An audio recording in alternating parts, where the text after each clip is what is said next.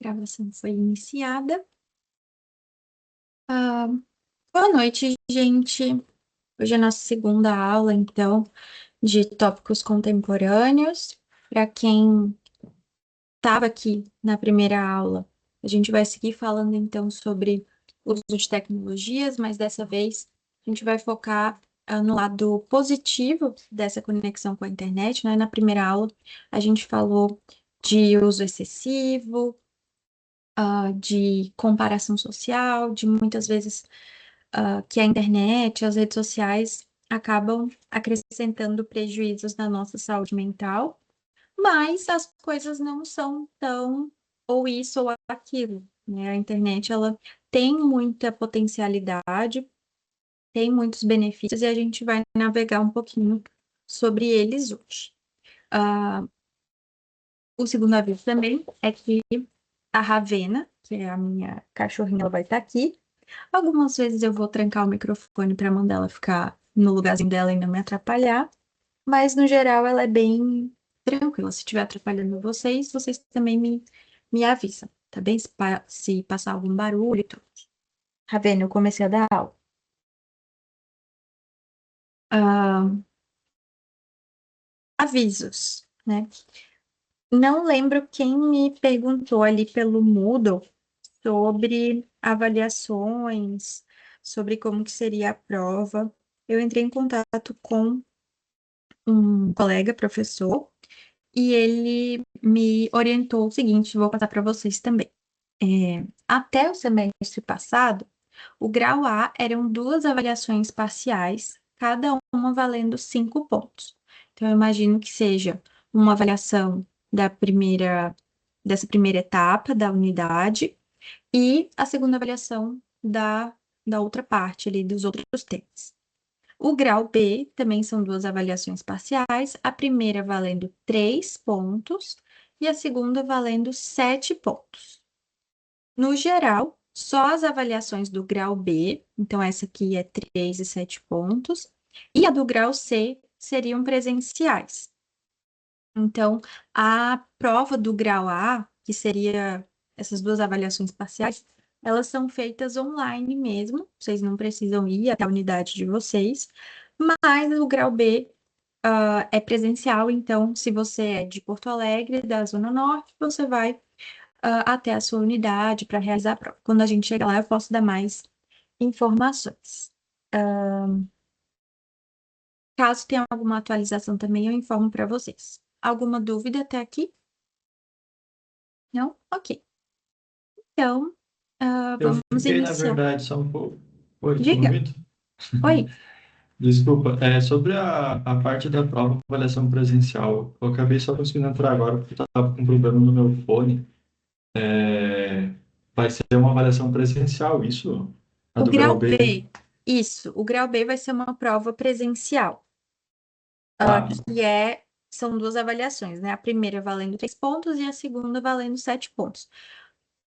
Acho que a gente vai ter uma reunião com os professores das disciplinas online para tirar algumas dúvidas e atualizar algumas coisas. Caso mude para o grau B, eu aviso vocês. Mas até então seria o grau B presencial na unidade que você está matriculado. tá. Era isso que Amanda? eu tinha te pedir dúvida. Se Aham. era na unidade ou se eu ia ter que ir para outra. Não, não, é na sua unidade, na unidade que Tá, você foi entendi. matriculado. Amanda levantou a mão?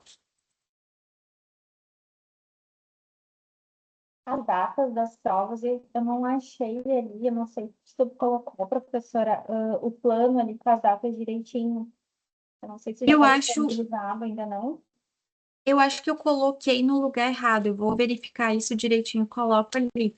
Mas pelo que eu sei, a gente vai ter 3 aulas, então essa segunda a gente tem mais uma aula. E eu acho, não é certeza, que essa primeira parte da avaliação seria em seguida, mas eu posso estar equivocada porque a gente tem 20 aulas, então eu tenho que dividir aí certinho. Eu acho que aquilo que está ali como questionário é mais uma atividade, não a avaliação exatamente. Mas agora, depois da aula, eu pergunto as datas direitinho. Para o presencial, a semana de provas do grau A é a primeira ou a segunda semana de maio, se eu não me engano. Então, a gente teria que fazer essas duas atividades parciais até a primeira ou segunda semana de maio. Então, a gente tem aí alguns 2 meses para trabalhar. Eu acho que eu tenho uma cadeira na terça que ela dividiu, se eu não me engano, a gente tem uma avaliação ali dia 6 de abril, 6 ou 7 de abril, e a outra é em maio. Então, isso que eu Tá. pergunto, né? Porque, na verdade, é pouco tempo se a gente for olhar essas datas, né? Uhum, uhum. Eu vou ver direitinho como é que ficam essas datas, se tem alguma flexibilidade, daí eu passo para vocês. Tem duas mãos levantadas, não sei quem levantou primeiro a mão, se foi Gabriela ou Matheus, mas podem falar. Ah, eu só queria comentar rapidinho, não sei se está todo mundo me escutando, Uhum. sobre grupo da turma do WhatsApp. Ninguém tinha comentado nada na aula passada, eu criei um grupo. Eu vou Uhum. postar o link ali no chat mesmo, se puder colocar no Moodle para os colegas que não Claro. conseguiram acessar depois, por favor. Tá, obrigada, Gabriela. Era uma das coisas que eu ia ver com a turma hoje. Que bom que tu foi proativa e já fez. Pode colocar no chat que eu coloco lá no Moodle, sim. Ok, obrigada. Imagina. Matheus, acho que levantou a mão. Sim, eu levantei. Ah, a questão do grau B, as provas, né, é na instituição, é no dia de semana ou no sábado? Né, porque eu vou fazer uma disciplina online que foi falado que é no sábado. Aí não sei se todas Hum, as provas online vão ser no sábado, não sei essa questão, enfim. Olha, eu posso, de novo, verificar isso com a coordenação do curso e tudo. Eu não fui informada sobre essa possibilidade, mas se é uma possibilidade, se a turma achar que é mais tranquilo de fazer a prova da disciplina no sábado, a gente pode combinar. Isso seria no grau B, então daqui para lá a gente algumas coisas podem mudar, enfim, a gente vai vendo como é que fica melhor para todo mundo. Alguém mais? Acho que Mariana ou Sandra. Não sei se a Gabriela levantou a mão novamente ou se já estava levantada. Mas vão Eu só, falando, gente. eu só queria falar que, pelo que passaram no semestre passado, no final do semestre, as provas iam ser no sábado. Tá. Ia ser, a princípio, tudo no mesmo sábado. Eu não sei se isso eles vão mudar, porque eu sei Uhum. que teve gente que pegou várias cadeiras online, então não sei se conseguiriam fazer tudo no mesmo sábado. Mas o que tinham falado inicialmente é que iam ser no sábado, sim.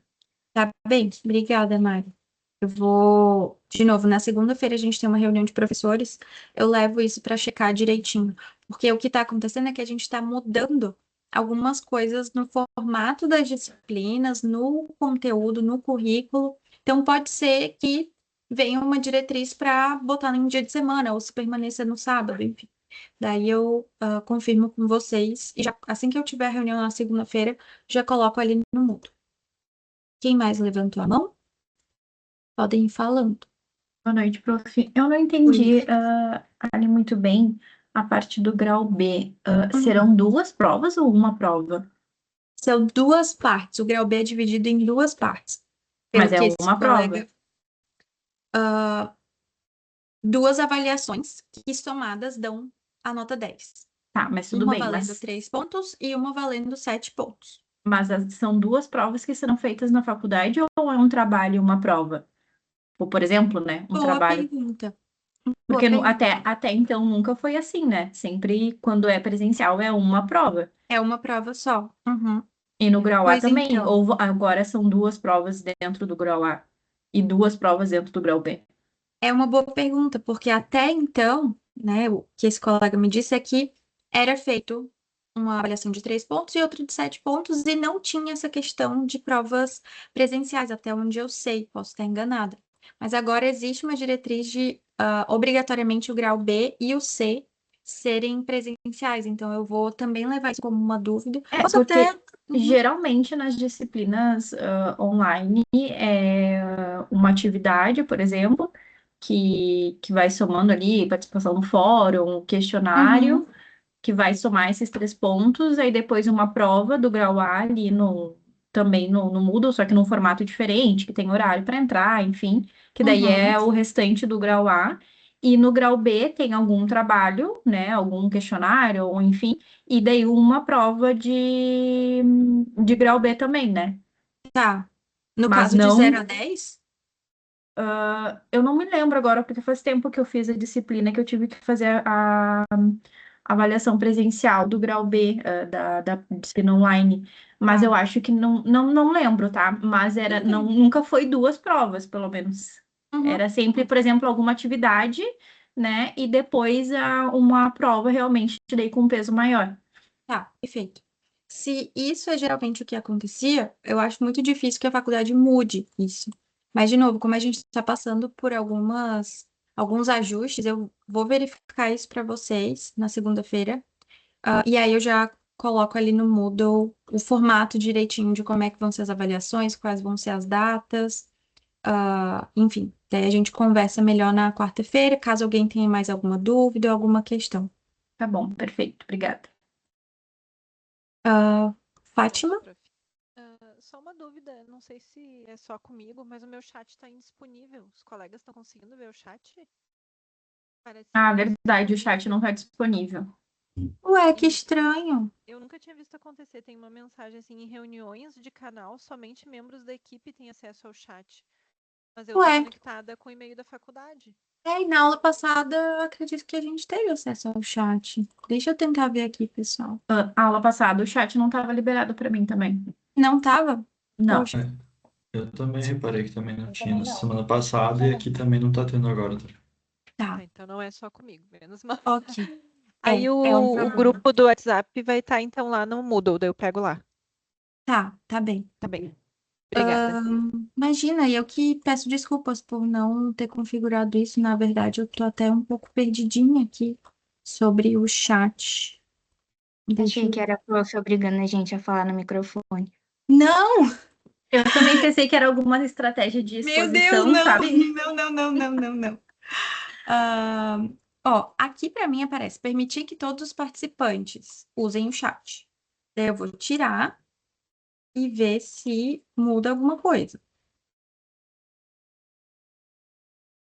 Também continua igual. Nada mudou.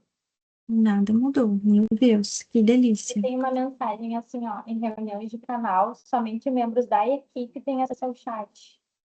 Não sei se talvez seja só administrador. Hum, que estranho. Gente, seria muito ruim se a gente pudesse usar o chat na aula que vem, porque para eu tentar parar e ver isso agora, a não sei que alguém queira me ajudar em relação a isso, de jogar aí no chat GPT essa mensagem, ver o que que ele fala. Por Ah, mim, de boa, a gente deixar para a próxima aula, não tem problema. tá, mas eu vou anotar isso aqui. Já na próxima aula tá tudo ok. E assim, gente, eu sou bem tranquila em relação às minhas próprias limitações. Eu falei isso na aula passada. É a primeira vez que eu dou disciplina online, então algumas coisas eu tô ainda tateando. Que vocês tiverem já de conhecimento de como as pessoas, os outros professores conduzem a aula. Por exemplo, a gente combinou na semana passada que a gente iria começar às 7h30, iria até às 9h, porque era algo comum, né, que acontecia. Então, sou bem tranquila em relação a isso. Me avisem se alguma coisa não estiver dando certo, por exemplo, o chat aqui, mas eu vou verificar isso, né? Vou pedir ajuda ao suporte, ao TI, enfim, pessoas que possam me auxiliar com o Google Teams. Algo mais para hoje? Assim, para esse momento, né? Para hoje a gente tem bastante coisa, mas para esse momento, não. Ok, então. Caso alguma coisa aconteça, levantem a mão e aí a gente resolve. Vocês estão vendo os slides direitinho? Sim. Sim, Obrigada. Então, hoje a gente vai falar um pouquinho do lado positivo dessa conexão com a internet. E aí eu queria, a gente já está um pouco aquecido por, enfim, conversarmos aí sobre coisas da disciplina. Vocês já falaram bastante, eu agradeço muito. Ouvir a voz de vocês é sempre muito legal, porque aí eu me sinto mais próxima, ver a carinha de alguns também. Mas aí, para a gente entrar nesse clima do conteúdo de hoje, queria perguntar para vocês qual foi a última coisa que você viu na internet que melhorou o seu dia, que deixou você assim, um coraçãozinho aquecido, ou que te deu um respiro, te deu um alívio? Você consegue lembrar de algum vídeo ou algum post que te inspirou, que te ajudou num momento difícil, ou mesmo uma conversa no WhatsApp que diminuiu um pouco da solidão, um pouco da tristeza, um pouco do estresse? Se alguém tiver alguma coisa assim muito concreta na mente que quiser compartilhar, fica à vontade. Mas queria que a gente pensasse sobre coisas positivas que a internet tem trazido pra gente no nosso dia a dia. Alguém lembra de alguma coisa? Ah, comigo não foi bem a internet, mas foi no Insta que eu vi que a minha cunhada repostou uma lembrança da minha afilhada quando era pequenininha, daí vem a memória, o sentimento, né? Mas não foi assim, não sei se eu poderia dizer que foi a internet em si, né? Redes sociais entra. É, mas acho que foi isso.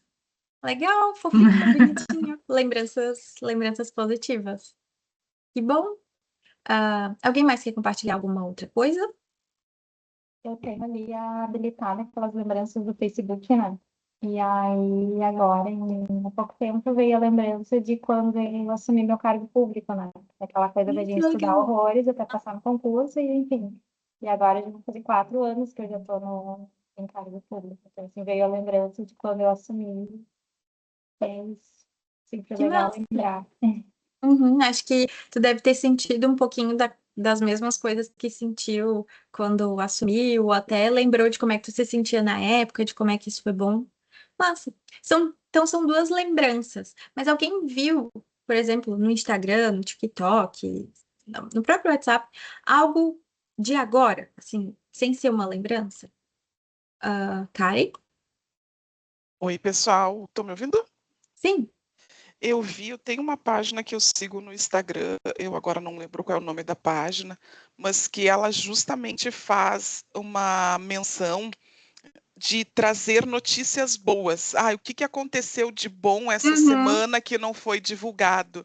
E ali eu vi que era um rapaz que estava se destacando por fazer próteses em formato assim muito realista, específica para as pessoas negras. Então eu achei assim, daí tinha ali prótese de perna, de braços assim, e eu achei uma matéria bem interessante isso, porque essa página costuma justamente enaltecer coisas que não saem em qualquer página que a gente costuma Uhum. acompanhar, e são notícias realmente para dar aquele acalento no coração, né? Porque tem tanta coisas ruins acontecendo, né, gente? Sim. E aí Uhum. algumas notícias boas às vezes dá esse afago mesmo. Que legal. Que máximo. Alguém mais? Eu, no meu caso, vi um carrossel no Instagram cujo título era Tudo que eu comi hoje. Aí eram várias coisinhas assim mais saudáveis. Ah, de manhã um café com pão integral, ovo, frutinha, um almoço repleto de saladas. Então eu vi esse carrossel e fiquei motivada a partir dele com relação à alimentação. Que máximo. Legal, legal. Tem mais alguém com a mão levantada? Eu, Oi, Mari.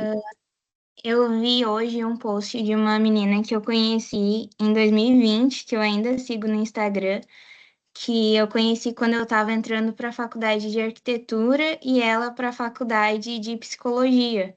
E eu não tinha conseguido entrar para psico na época. E aí foi uma amiga que eu fiz no primeiro dia de aula. E aí hoje eu vi ela postando nos stories que ela estava criando o perfil profissional dela de psicóloga, que ela já está no final do curso, já está se formando. Daí ela estava divulgando ali o perfil profissional dela e deu aquele quentinho no coração, assim. Uhum. Que bom, que coisa boa. Então, Daqui a gente, pouco vai ser a gente, né, Mari? em breve, em breve. É. Em Então, breve. fazendo um contraponto com a nossa aula passada, que a gente falou bastante sobre as dificuldades que a internet às vezes impõe no nosso dia. Quantas experiências vocês agora compartilharam que foram benéficas, que trouxeram uma emoção positiva, que aliviaram, que lembrou de coisas, da história de vocês? Então, a internet tem sim esse poder e a gente vai falar ah, e não, a gente não vai tentar estabelecer assim uma regra de o quanto eu uso para ser benéfico e o quanto eu uso para ser prejudicial, porque essa regra, não existe consenso na literatura sobre o quanto que eu uso para me fazer bem e o quanto que eu uso para me fazer mal, ou o que que eu vejo, o que que eu faço. Mas a gente tem alguns caminhos que a gente pode ir anotando e ir escolhendo ao longo da nossa vida, da nossa rotina. E também quando a gente for atender pacientes que possam ter algum tipo de demanda ou questão em relação à internet, em relação ao uso de tecnologias, a gente poder também direcionar o possível tratamento ou direcionar os questionamentos, a abordagem, enfim. Então, como a gente bem experimentou aqui, a internet pode ser boa para a gente, né? E eu trouxe para vocês um estudo que eu achei muito legal, porque ele é um estudo extremamente gigantesco. Fizeram um estudo longitudinal, ou seja, pegaram participantes ao longo do tempo, entre 2006 e 2021. E deu aí mais ou menos 2 milhões de pessoas, 2 milhões e 4, 2 milhões e meio de pessoas que responderam algumas coisas sobre o uso da internet. Eram pessoas acima de 15 anos de muitos países, de 168 países. E aí, na média, né, esse estudo indicou como principal resultado que o acesso e o uso da internet pode estar positivamente associado a indicadores-chave de saúde e felicidade. Quais indicadores?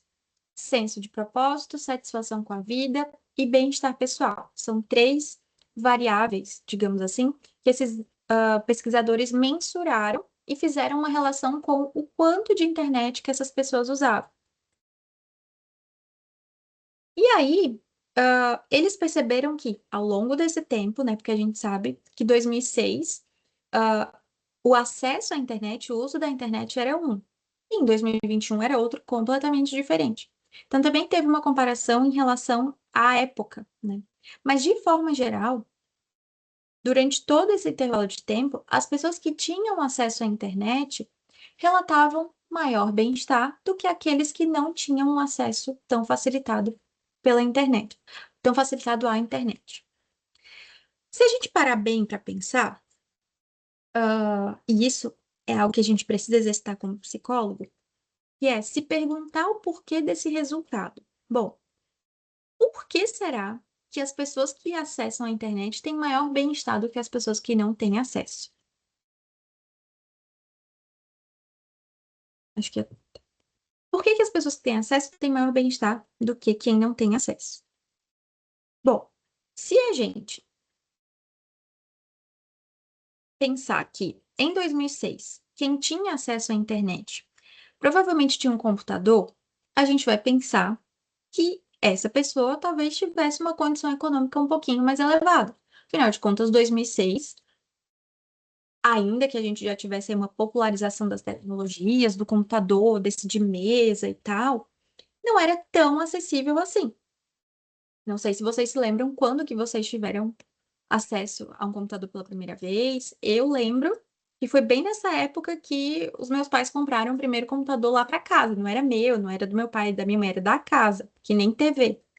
Então, as pessoas que tinham acesso mais cedo ou mais ilimitado à internet, provavelmente tinham essa condição econômica um pouquinho maior. E a gente sabe que uma condição econômica um pouquinho melhor, você tem maior bem-estar, porque você acessa serviços, você acessa serviços de saúde, você acessa lazer. Então faz sentido. Mas os pesquisadores não focaram somente nisso, né? Se eu acesso à internet é porque eu tenho uma condição social, uma condição econômica um pouquinho melhor. Eles avaliaram coisas mais específicas. Então, como disse aqui no slide anterior, senso de propósito, satisfação com a vida e bem-estar social. Os pesquisadores então enfatizam que as descobertas do estudo não indicam que a internet seja a causa do maior bem-estar, mas que ter internet, acessar a internet, está relacionado com maior bem-estar. Tá vendo? Tá aqui. Desculpa, gente. um pesquisador que é o Jonathan Haidt, eu acho que é assim que fala o nome dele. É o autor daquele livro Geração Ansiosa, que está bem popular, bem famoso. Ele é um dos maiores pensadores e pesquisadores da atualidade.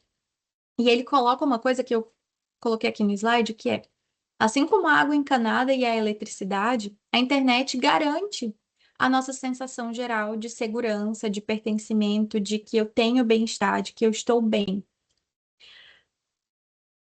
Tem alguns estudos que falam que quando você sabe que mora num lugar seguro, ainda que você não tenha experiências de insegurança, de violência, mas quando existe esse conhecimento geral, quando existe essa sensação mais social, eu me sinto seguro. Então, o fato de eu saber que tenho acesso à internet, isso já me dá uma segurança e um senso de pertencimento. E hoje em dia, assim como água encanada e eletricidade, a internet é algo indispensável. Muitas coisas, se não a maioria das coisas básicas da nossa vida hoje funcionam com a internet. Bancos, a segurança pública, enfim, meios de transporte. A internet está e permeou muitos dos nossos serviços e muitas das nossas necessidades. Então, obviamente que se eu sei que ela é importante e eu tenho essa coisa muito importante, eu já me sinto bem. Mas não é só isso, né? As pessoas que tinham acesso nesse mesmo estudo, as pessoas que tinham acesso à internet ou relataram que usaram a internet nos últimos 7 dias, apresentaram pontuações mais altas em satisfação com a vida, em experiências positivas e contentamento com a sua vida social, em comparação com as pessoas que não tinham acesso. Então, se eu simplesmente tive acesso ao meu celular ali, no meu smartphone, vendo o Instagram, falando no WhatsApp, eu já pontuava um pouquinho mais em satisfação com a vida, em experiências positivas, em contentamento, em relação às pessoas que não tinham acesso à internet. Ainda que, como a gente falou na aula passada, a internet usada em excesso possa trazer prejuízos. Ao mesmo tempo que tiver uma pontuação um pouquinho maior em satisfação com a vida, os usuários também relataram pontuações mais baixas em dor física, preocupação, tristeza, estresse ou raiva. Então, o uso da internet, em comparação ali dos grupos, pessoas que têm ou não, as pessoas que têm acesso à internet tiveram um pouco menos de preocupação, um pouco menos de tristeza, um pouco menos de estresse, um pouco menos de raiva, justamente por essas experiências que a gente relatou aqui, de estar em contato com familiares, de ter lembranças boas, de ver imagens, de ter contato com pessoas inspiradoras, com projetos inspiradores, com coisas que fazem a gente pensar. Então, esses foram resultados interessantes. Mas, dentro desse estudo de 2,4 milhões de pessoas, a única condição de relação negativa com o bem-estar foi identificado em um grupo de mulheres entre 15 e 24 anos, em que o uso da internet teve uma relação negativa com o bem-estar. Então, para esse grupo específico, usar a internet não estava relacionado a bem-estar, estava relacionado de forma negativa. Então, quanto mais eu uso, menos bem-estar eu tenho. Isso é um dado interessante para a gente, porque quando a gente pensa, por exemplo, como eu falei na aula passada, na população que eu vou atender na clínica, se eu tenho como público-alvo mulheres jovens, eu preciso entender que a internet pode ser um ponto crítico para a saúde mental, para o desenvolvimento, para o funcionamento dessa pessoa. Faz parte do meu trabalho, sabendo desse dado, avaliar, perguntar, questionar, abordar qual é o uso que essa pessoa que está dentro desse grupo, digamos assim, de risco, qual é o uso dela em relação à internet, ou qual é o uso que ela faz das redes sociais. Então, as mulheres jovens que relataram ter usado a internet na semana anterior à pesquisa, elas estavam, em média, menos satisfeitas com os lugares em que moravam, estavam menos satisfeitas com a própria vida, estavam se sentindo um pouco menos conectadas de forma real com outros seres humanos, então estavam se sentindo um pouco mais isoladas. Isso em comparação com mulheres da mesma faixa etária que não tinham usado a internet nos últimos 7 dias. Então, é uma coisa interessante também para a gente entender que algumas pessoas vão ser mais sensíveis ao uso da internet. Outras pessoas vão ser um pouco mais resistentes a esses malefícios ou esses efeitos adversos, digamos assim, que a internet tem. E como a gente viu na aula passada, é muito mais a intensidade do uso da internet e não o simples acesso que pode tornar essa ferramenta, essa realidade, algo problemático. Não é o simples fato de eu abrir o meu Instagram e ficar vendo Reels. Não é só isso. É a intensidade e algumas outras coisas que a gente vai ver ao longo da aula, que são os mecanismos, que é quando a gente pensa em comportamento, a gente pensa na função, é muito mais a função, a intensidade e a frequência que pode tornar a internet algo problemático, algo perigoso, e não simplesmente o acesso. O acesso é benéfico. Enquanto eu estava preparando essa aula, acho que eu não botei isso nos slides, mas eu vi uma outra pesquisa, na verdade, um relato de uma pesquisa que foi feita com uma tribo, não lembro qual que era o grupo específico, mas um grupo de povos originários ali na Amazônia que tiveram acesso à internet por meio da Starlink, né, que é aquele empresa de satélites, enfim, satélites de internet do Elon Musk. E aí é um grupo que vive em áreas remotas que teve acesso à internet. E isso foi muito bom. As pessoas ficavam mais empolgadas, mais felizes, com um nível maior de energia, teve ali aquele tititi, como todo ser humano tem, independente do grupo, de olha só isso, olha só aquilo. Mas com o passar do tempo, a gente começou, a gente não, porque eu não estava lá, mas começou-se a ver os efeitos negativos de um uso descontrolado, de um uso sem muita regulamentação. Se eu não me engano, eram os chefes do grupo, os chefes da tribo, eu não me recordo o termo direitinho, mas o relato foi: as pessoas estão deixando de fazer as suas funções dentro do grupo, então procrastinam atividades de sobrevivência, tipo caçar, tipo organizar alguma tarefa, os homens deixam de fazer certas funções, as mulheres deixam de fazer certas funções. Algo preocupante que foi o relato de que os jovens, as crianças, os adolescentes acabavam passando muito tempo jogando videogame e tendo acesso à pornografia. E aí, quando se percebeu esses efeitos, os chefes organizaram e falaram: a partir de agora a gente vai ter hora para mexer no celular, a gente vai ter hora para se conectar com a internet, vai ser tal horário e tal horário, para que a funcionalidade do grupo não seja tão afetada assim. Isso é real. Se a gente não tiver um mínimo de regulamentação, de organização no nosso uso, não é simplesmente o uso que faz, que gera prejuízo, mas é a intensidade, a frequência e a função disso. Esse pesquisador aqui de Oxford falou o seguinte, eu coloquei exatamente o que ele falou. Há uma série de riscos e danos decorrentes do uso de smartphones e plataformas de mídia social por mais de 5 horas diárias. Eu não vou falar para vocês abrirem agora o celular de vocês e verem quanto tempo vocês passam nos aplicativos. Eu não vou fazer isso. Mas se alguém já estiver indo fazer isso, ótimo. Não precisa compartilhar. Mas fica a dica. Ele diz que sim, existe uma série de riscos e danos desse uso por mais de 5 horas diárias. Se a gente pensar que o nosso dia tem 24 horas, que a gente tem tantas horas de trabalho, que a gente tem tantas horas de aula, que a gente tem tantas horas de sono, a gente vai ver que não cabe tudo direitinho do jeito que tem que ser. Então, algo que eu falei na aula passada também é a relação do uso da internet com o sono. Se eu tenho 5 horas de uso da internet. Vamos botar 6. Eu tenho 6 horas de uso da internet. Eu tenho que trabalhar mais umas 8. 6 com 8, me ajudem, para eu não passar vergonha na gravação.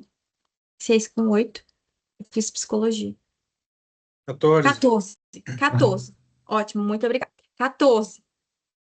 Muitas cabeças pensantes para um cálculo difícil. 14 horas, tá? 6 de internet e 8 de trabalho. Aí vamos botar que a gente tem mais umas 2 horas de deslocamento, né, para o trabalho na vida. 14 e 16. Aí a gente tem mais 3 horas de aula. 14 e 16 com 3. O ponto é que a conta não fecha. Eu sou muito ruim de fazer conta. Mas o que eu quero passar para vocês é que o uso do smartphone, por ele ser muito fácil, é muito compreensível que seja um uso exacerbado. Mas essa disciplina e essa conversa toda aqui serve para alertar a gente sobre o nosso próprio uso, mas também fornecer ferramentas e um pensamento crítico para quando a gente for para a prática, para quando a gente for atender as outras pessoas. É um fato que a gente usa o smartphone, mas é um fato também que existe uma série de danos. Ou os danos e os prejuízos vão ser no sono, ou os prejuízos vão ser em relação à sua execução das suas atividades, do teu desempenho no trabalho, ou o prejuízo vai ser nas tuas relações, porque ao invés de estar se relacionando ali com uma atenção plena, fazendo coisas que se conectam com seus valores, com seus propósitos, você está na internet, vai haver prejuízos. E o problema que esse pesquisador fala é, em especial para crianças e adolescentes, a gente falou disso um pouquinho na semana passada, de fornecer ou permitir que as crianças e adolescentes tenham um acesso irrestrito a plataformas de mídia social que são projetadas pensando no bem-estar não dos usuários, mas daquelas pessoas que estão anunciando. Porque a internet também é esse lugar de make money, de fazer dinheiro, de propaganda, de venda de produtos. Então, tudo que a gente falou até aqui, e mais que a gente vai falar de benefícios, é real, impacta o bem-estar, mas é inviável a gente falar de bem-estar ignorando os malefícios, porque as coisas acontecem muitas vezes juntas. Não tem como a gente hoje dizer que se eu tiver tantas horas vendo vídeo de gatinho, eu amenizo as minhas tantas horas rodando o feed de forma passiva e consumindo neurônios. Eu não tenho essa conta. Mas esses dados fornecem o quê? Possibilidade de escolha. E o ser humano é um ser que consegue pensar sobre as próprias escolhas. Ele consegue planejar. Matheus? E é interessante tu falar isso, né? Porque antigamente era só computador, daí veio tendo que é só celular, né? E hoje também tem a questão do relógio, né? Que praticamente é um celular, também tem acesso a várias redes sociais, enfim. Então vem coisa que, né, traz sérios riscos se não ter o autocontrole, enfim. E também o limite do tempo.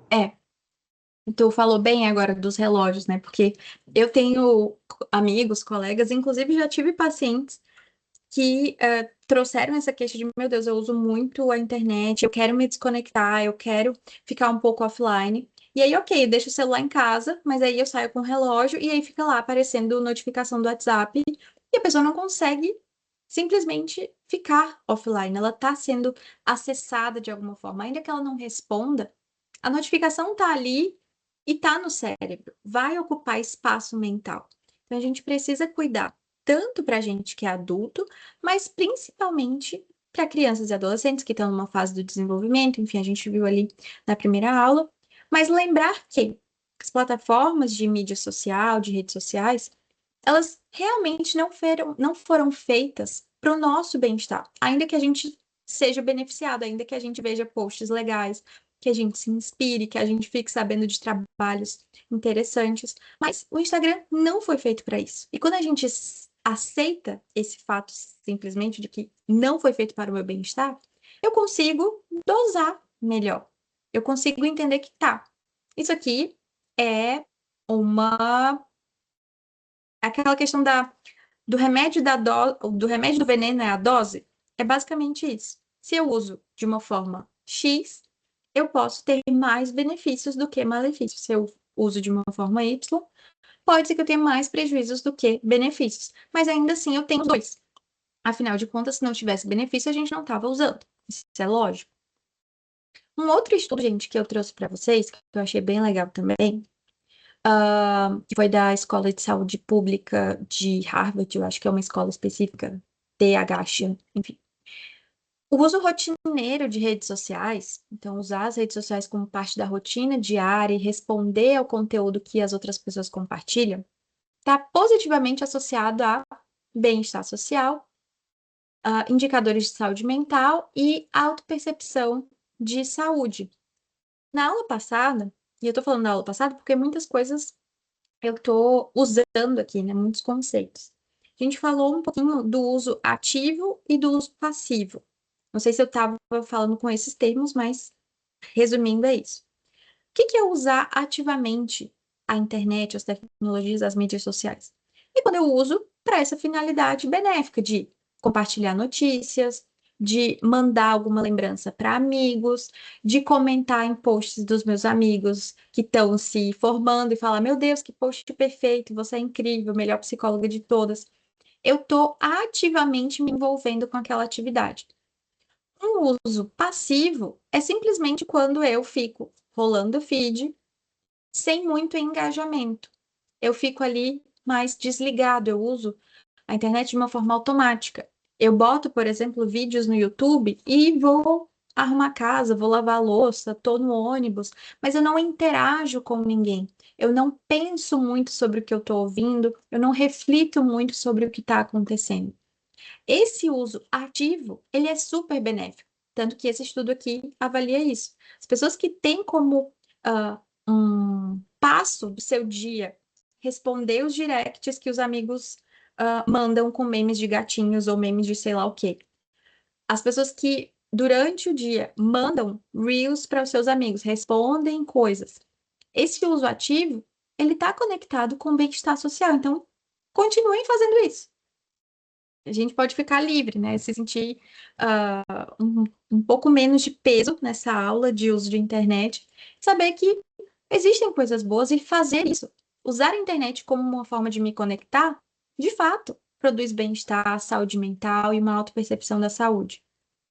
E esses benefícios, eles geralmente estão associados a quem é mais jovem, quem tem uma maior escolaridade, e aí entra um marcador muito específico que é ligado ao fato de ser branco.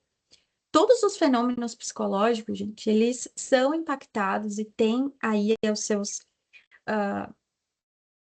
as suas apresentações, as suas manifestações, de acordo com certos marcadores.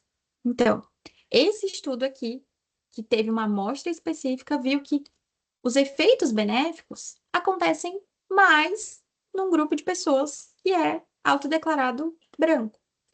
Kézia, então eu preciso determinar que só quem é branco tem benefício? Não. Mas nesta pesquisa, essas coisas se relacionaram.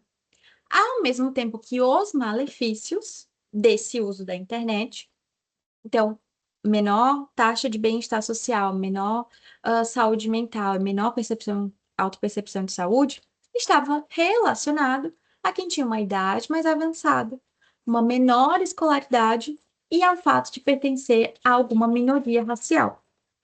E se a gente parar a aula e engatar nisso aqui, vão ter inúmeras hipóteses.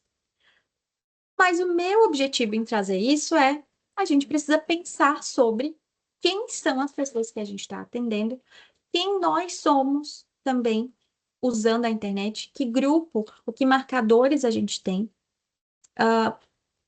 Alguém que eu esqueci o nome porque minha memória não é muito boa, falou sobre esse projeto de pessoas negras, não é? E isso é uma coisa muito legal, porque se eu tenho dados que falam que pessoas que pertencem a uma minoria racial têm menor bem-estar usando a internet, e eu tenho essa ação, essa intervenção, isso contrabalanceia. Então, isso é muito positivo. Até porque a internet é esse espaço de conexão e formação de grupos, né? De identificação de grupos e desse movimento de comunidades.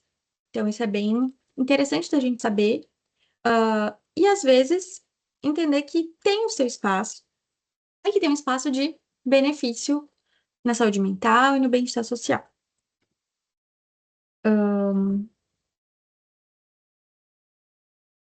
Ok. Falando de apoio e comunidade, eu trouxe aqui, de forma específica, esses dois conceitos, que é apoio social e conectividade. E a gente sabe, desde que a gente cresceu, sei lá, que a internet conecta as pessoas, a internet diminui distâncias, a internet faz você se conectar com alguém que está lá na Nova Zelândia, enquanto você está aqui no Brasil. Ok, mas existe um efeito psicológico nisso que a gente precisa saber. Ela é, de fato, uma ferramenta poderosa para fortalecer redes sociais. Então, a gente está falando de comunidade, de grupos, de apoio social. E isso reduz o isolamento. Nesses estudos todos que eu citei para vocês, eles têm alguns pontos em comum, que é a internet como esse espaço de formação de capital social. O que é capital social? Capital social é o valor que as minhas relações têm para a minha vida e para a vida dos outros. Então, quanto maior o capital social, provavelmente eu tenho acesso a mais pessoas e vou ter acesso a, por exemplo, mais amigos e amigos que vão me permitir ter algumas experiências, ou amigos que podem me indicar para trabalhos, ou amigos que vão indicar pacientes. Então, aumentar a rede social aumenta esse capital social, porque não é que a gente está mercantilizando as nossas relações, mas quando a gente tem uma rede grande, quando a gente conhece muitas pessoas e tem boas conexões, a gente tem sim benefícios, a gente tem sim ganhos.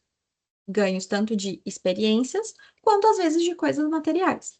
Então, as redes, elas permitem que as pessoas criem e mantenham esse capital social, facilitando o acesso à informação, aumentando essa rede de suporte emocional, aumentando o acesso a recursos de outros membros da rede.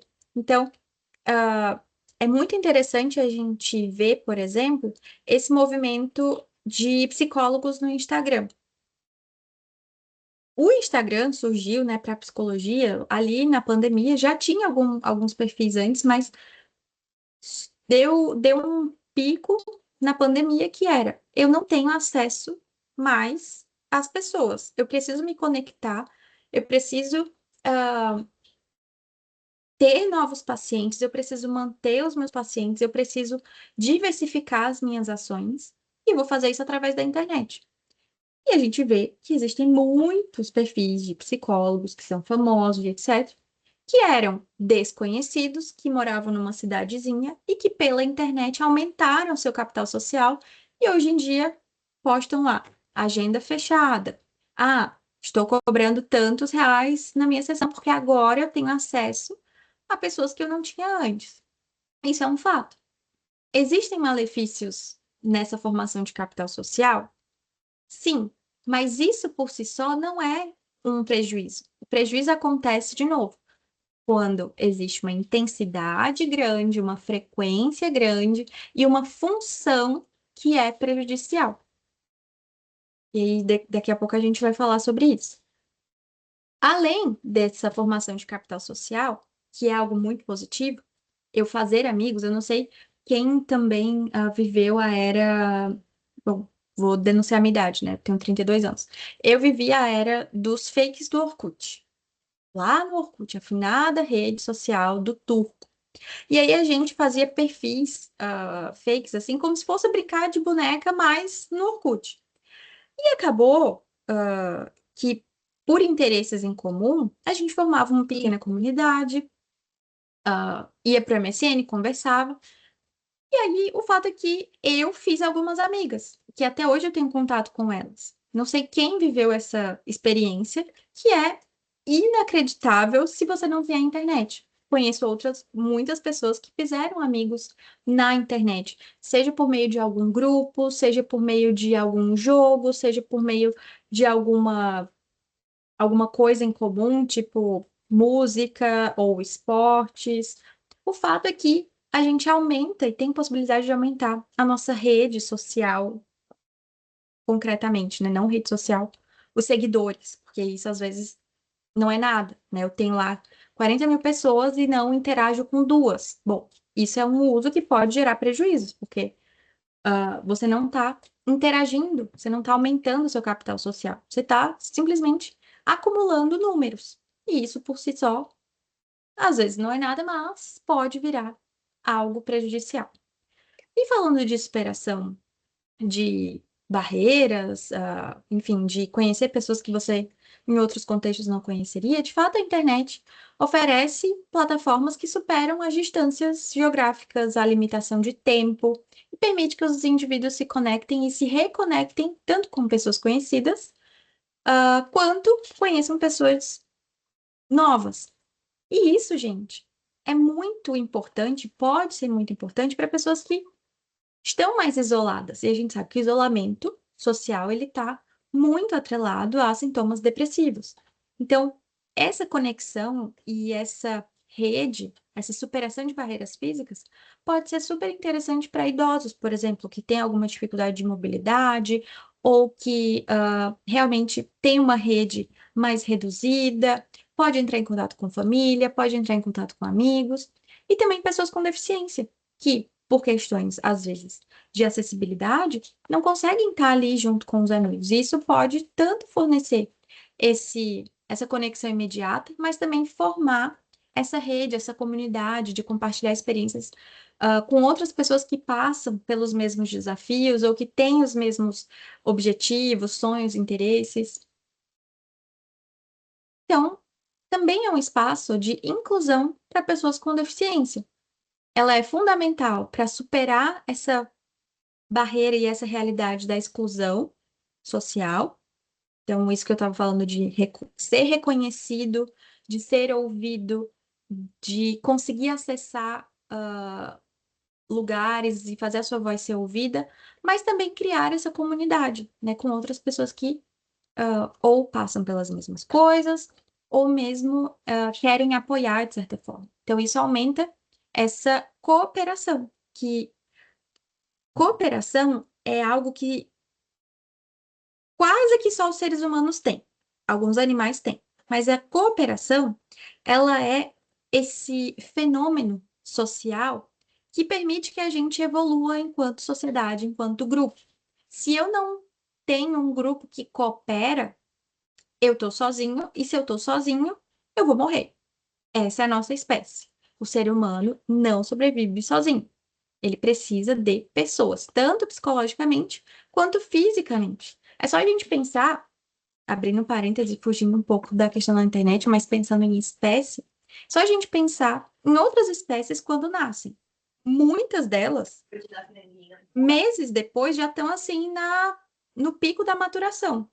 Muitas delas já nascem andando, comendo sozinhas e etc. A nossa, a gente nasce e não consegue fazer absolutamente nada, porque a gente precisa, a nossa espécie tem essa característica.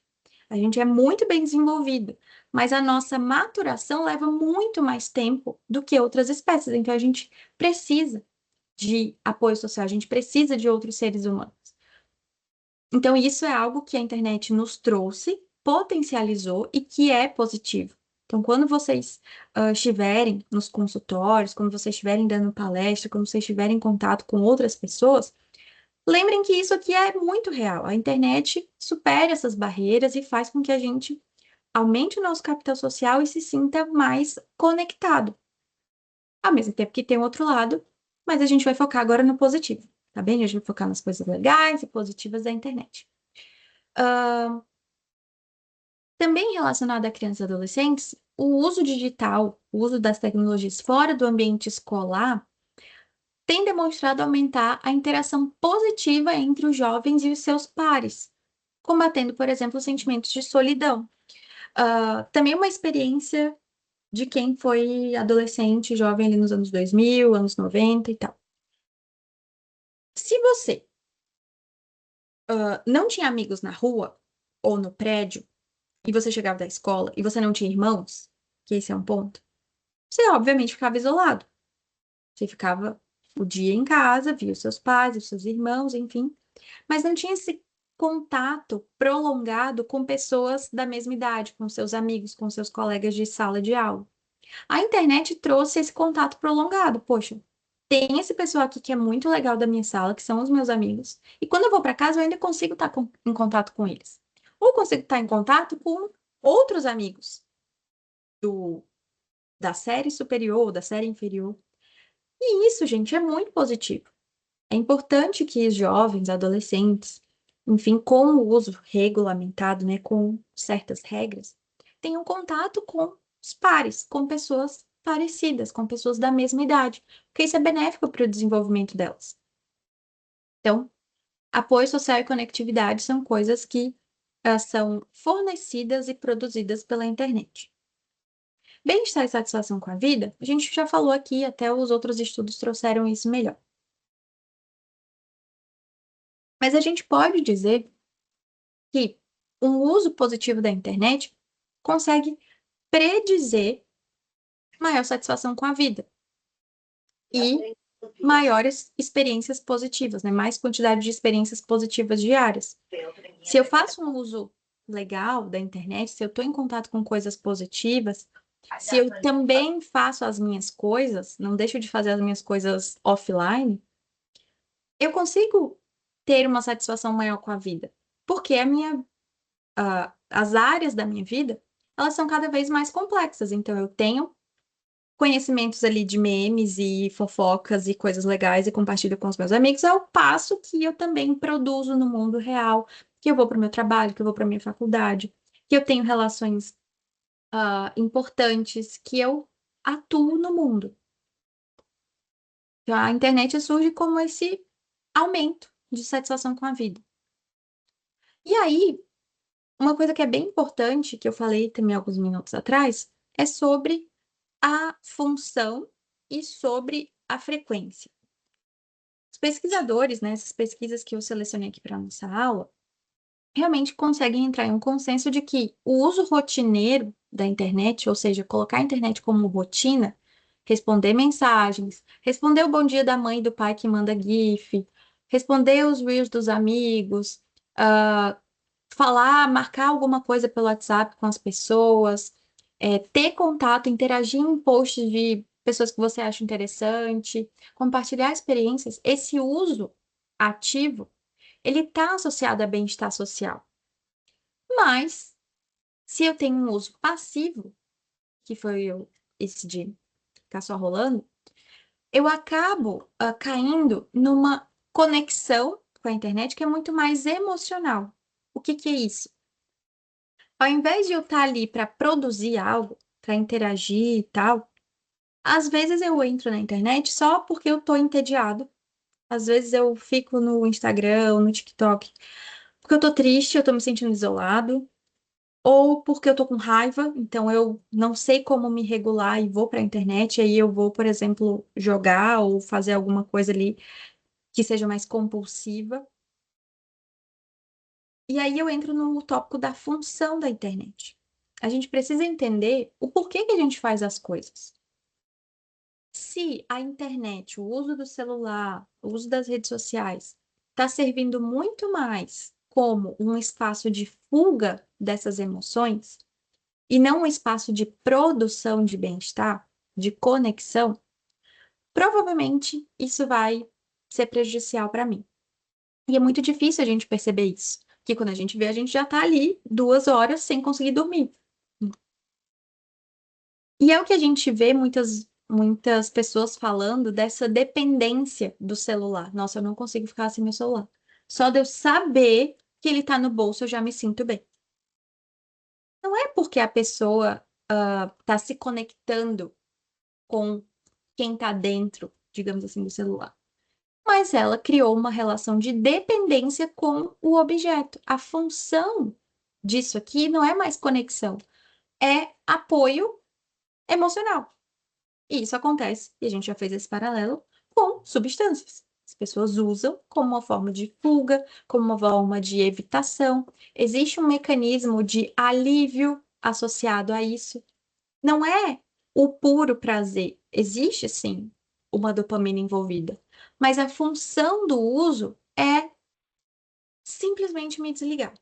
Ai, é o momento que eu chego do meu dia, eu abro o TikTok e a minha cabeça desliga. Eu não sei nem o que eu tô vendo. Eu só tô ali.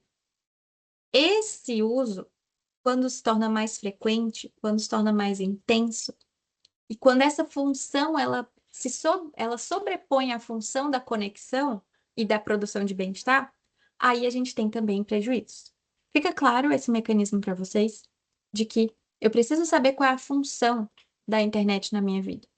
Se a função está sendo fugir da realidade, fugir de emoções negativas, regular as minhas emoções me desligando, isso pode ser um problema. Mas a gente está aqui para falar de coisa boa. Então, uma outra coisa é que a internet e essa conexão produz satisfação geral e um propósito, uma certa vitalidade. Isso está bem conectado quando a gente efetivamente faz coisas na internet, quando a gente compartilha alguma coisa, quando a gente ajuda através da internet alguma causa. Isso gera uma percepção de propósito, de bem-estar físico, tipo, alguém também falou que, vendo alguém compartilhar sobre a alimentação, me motivou a cuidar da minha alimentação também. Propósito e vitalidade.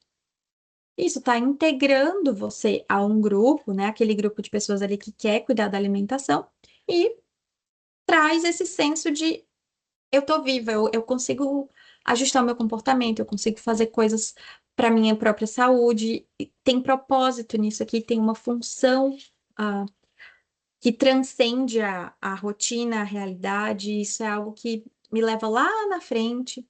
Então, a internet também produz tudo isso. Deixa eu ver se eu. Tá. Em relação à saúde mental, que a gente também já falou sobre prejuízos, mas a tecnologia ela pode ser utilizada como um mecanismo para promover estados psicológicos positivos. É óbvio que se eu assistir um vídeo de um bebezinho, eu vou me sentir bem. Tá tudo certo. E a gente pode assistir vídeos fofinhos e engraçados ou bem-humorados como uma forma de reduzir o estresse e a ansiedade. O problema é quando a gente só tem essa estratégia de reduzir a ansiedade e o estresse. Como eu falei aqui, existe uma conexão emocional. Sim, a gente vai usar a internet para desestressar. Ok. O problema é quando a gente usa só os vídeos do TikTok. Quando a minha única forma de me regular, de até dormir, é vendo vídeos curtos. O problema é a falta de repertório para lidar com as coisas da vida. Se o celular e a internet é a única coisa que eu tenho para falar com as pessoas, para me regular quando eu estou estressado, para, sei lá, ter acesso à saúde, ter acesso a restaurante. Se o celular é a única forma que eu tenho de fazer tudo isso, a gente está gerando, obviamente, uma dependência. O celular e a internet servem para tudo isso. O problema é quando é só isso. Quando a gente não tem um repertório, por exemplo, para reduzir estresse e ansiedade. Quando só o online funciona ou passou a funcionar. Então, sim, a gente usa a internet para reduzir o estresse, para reduzir a ansiedade, também para aprender algumas coisas. E isso é ótimo. O problema é quando se torna a única fonte. Isso também funciona em relação a fortalecimento da autoestima e o engajamento com outras pessoas. E falando em engajamento, era essa parte que eu queria chegar, porque a gente já está em 8h36. É um modelo muito legal, que é o modelo de engajamento com a tecnologia boa. é uma tradução meio ruim, mas vocês vão entender. É um modelo teórico conceitual criado para investigar o uso positivo da tecnologia e como ele pode gerar benefícios psicológicos. Esse modelo propõe que os seres humanos podem moldar as suas ferramentas para servir ao bem comum e para o florescimento pessoal. Florescimento pessoal é um conceito da psicologia positiva, de florescimento, de desenvolvimento, de prosperidade, enfim. Não consigo me lembrar mais de sinônimos, mas é essa a ideia. E aí, esse modelo propõe 3 coisas: ver coisas boas ou ver o bem, sentir coisas boas ou sentir o bem e fazer o bem. E aí eu vou falar cada uma delas com vocês agora. Essa dimensão do ver o bem se refere ao acesso a informações e estímulos visuais que contribuem para resultados positivos. E qual é o mecanismo disso? Envolve um processo cognitivo de pistas visuais, então literalmente o que a gente está olhando, tipo vídeos inspiradores, memes legais, narrativas criativas, que influenciam a nossa atenção e o nosso julgamento ou nosso pensamento. Se eu tenho contato com coisas positivas visualmente, bonitas, estéticas, e, enfim, que dão essa sensação de positividade, de emoções positivas, eu tenho, por exemplo, um impacto no aumento da minha motivação, no desenvolvimento das minhas estratégias para interagir com as pessoas. E os exemplos, além desses aqui de memes, de vídeos inspiradores, é tudo aquilo que faz a gente, tipo, ficar uau. Eu botei uau porque a palavra em inglês, ela não tem uma tradução muito boa para o português. Então é essa coisa de, meu Deus, que lindo.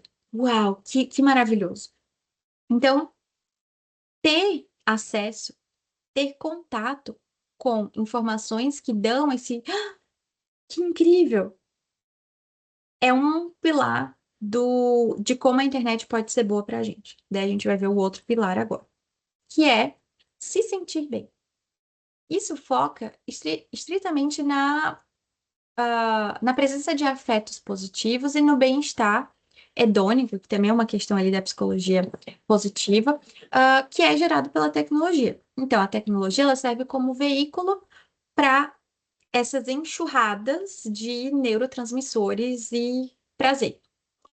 E isso ativa áreas do cérebro ligadas à recompensa, porque, enfim, é assim que a internet funciona. Mas, para a gente ter esse sentir-se bem, não é simplesmente, que engraçado e, meu Deus, eu ri bastante. Não, a gente pode potencializar isso, por exemplo, usando a internet para aplicativos de meditação, para ouvir músicas ou para ver shows que a gente não consegue ir presencialmente, então ter essa experiência mais imersiva, ah, jogar jogos, que é muito legal também, mas que promovam esse fluxo de bem-estar, esse fluxo de sentimentos prazerosos. Obviamente que receber feedback positivo, tipo as curtidas, é muito prazeroso.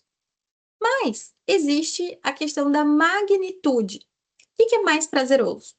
É você receber uma curtida, é você receber 10 curtidas de uma vez, ou você conseguir fazer isso e, por exemplo, assistir um show que você sempre quis ir, mas está ali no YouTube. Isso e ouvir uma música que você não ouvia há muito tempo. Isso e compartilhar memes com seus amigos. Percebam que é o repertório de coisas que aumenta esse se sentir bem. Porque tudo isso faz a gente se sentir bem. Mas para ter esse estado mais de enxurrada mesmo de afetos positivos, a gente precisa de um repertório amplo de alternativas. E isso, obviamente, quando entra na nossa rotina, quando entra de uma forma com uma magnitude mais alta, aumenta a nossa satisfação com a vida, aumenta a resiliência, ou seja, putz, mesmo que meu dia esteja muito difícil, eu tenho aqui um bom colchão de coisas positivas que eu senti ao longo da semana que me protege dos impactos reais da vida. Fora que promove um senso de unidade, de conexão com os outros. E o terceiro pilar é fazer o bem. Então a gente viu o engajamento positivo com a internet é feito de ver coisas boas, sentir coisas boas e fazer coisas boas. Aqui se refere a qualquer ação proativa, que é mediada pela tecnologia e que busca promover resultados positivos para si e para os outros. E aqui, gente, quando eu estava fazendo essa parte, eu me lembrei muito da época das enchentes. Eu tinha colegas em Canoas, se eu não me engano, que tinha uma rede grande. E eu lembro de algumas noites em que eu e outras pessoas, a gente se juntou para fazer como se fosse um mutirão de animais desaparecidos. Então, a gente catava no Instagram, a gente fez um grande grupo de WhatsApp e a gente começou a planilhar que cachorrinho que tinha sido achado, as características, os nomes, aonde que foi encontrado. Várias pessoas começaram a trabalhar juntas nisso, usando a internet, usando o Instagram, o WhatsApp, o Twitter na época. E isso aqui foi extremamente proativo. Ninguém chegou para falar, vocês têm que fazer isso. Mas por conta do contexto, as pessoas se juntaram por esse bem maior, fazer algo positivo. Quando acontece eventos traumáticos, né, ou catástrofes como essa, a gente tende, como ser humano, a cooperar, que é muito bom. Né? Não sei se vocês tiveram experiências dessas na enchente, de se meter em grupo que não sabia nem o que era, mas eu quero ajudar, eu quero fazer alguma coisa. Ou compartilhar coisa de quem você não sabia nem quem era, mas eu quero ajudar, eu quero me envolver. Então, através da tecnologia, experiências como essa, o indivíduo exerce a sua agência, ou seja, o seu poder de ação, para influenciar não o próprio bem-estar, mas o bem-estar alheio. E isso, gente, é fundamental para uma boa saúde mental, para uma satisfação com a vida e para um senso de realização. Porque, de novo, o ser humano, ele não vive sozinho. Quem tiver na aula de ética lá na sexta-feira, a gente também vai falar sobre isso, que é o ser humano, por base, por estrutura, ele pensa e julga as coisas de uma forma que seja boa para si e para os outros. Às vezes isso está distorcido, às vezes está distorcido. Mas como aspecto estruturante da nossa espécie, a gente quer cooperar com o grupo, a gente quer colaborar. Então é óbvio que fazer coisas para os outros vai fazer bem. Um negócio que a gente esquece. A gente esquece que faz bem. Aí quando a gente faz o bem para o outro, a gente pensa, putz, é verdade, isso aqui é bom, né? Poxa, é legal ajudar as pessoas. E de fato é. Então, se a gente acrescenta isso no nosso uso da internet, a gente está se engajando de uma forma positiva. Então, exemplos: fazer doações, postar comentários de apoio, compartilhar informações autênticas e úteis, participar de algum tipo de voluntariado. E isso efetivamente reduz a ansiedade social, aumenta o nosso otimismo, fortalece os nossos relacionamentos, porque a gente está se afiliando, a gente está cooperando com outros pares, com outros iguais. E isso, obviamente, vai gerar efeitos ascendentes. Eu começo aqui, mas se eu for fazendo isso, as coisas vão aumentando e vão crescendo. Então, esses 3 pontos que a gente viu aqui, eles estão conectados e geram esse engajamento com a tecnologia. Quando eu consigo ativar um desses nós, ou seja, se eu só vejo coisas boas, eu posso estimular os outros pontos. Se eu faço coisas boas, eu consigo ver coisas mais positivas e consigo sentir coisas mais positivas. Então, também pode ser, quando a gente fala de intervenções em relação à internet, como é que a gente pode melhorar o nosso engajamento? Bom, a gente pode ensinar o nosso algoritmo, digamos assim, a partir de um desses nós. Seja vendo coisas boas, seja sentindo coisas boas, seja fazendo coisas boas.